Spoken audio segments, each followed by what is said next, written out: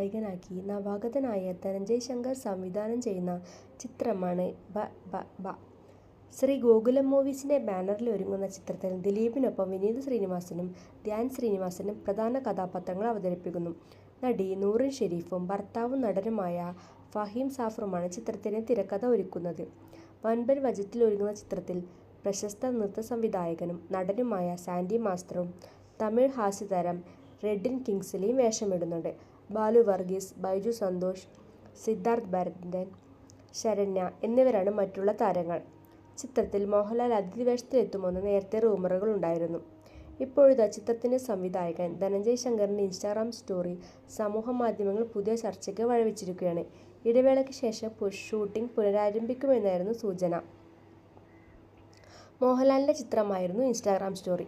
ഇതോടെയാണ് ചിത്രത്തിൽ മോഹൻലാൽ അതിഥി വേഷത്തിലെത്തുമെന്ന രീതിയിൽ സമൂഹമാധ്യമങ്ങളിൽ പ്രചരിപ്പിച്ചത്. ഗോകുലം മൂവീസിന്റെ ബാനറിൽ ഗോകുലം ഗോപാലാണ് ചിത്രം നിർമ്മിക്കുന്നത്.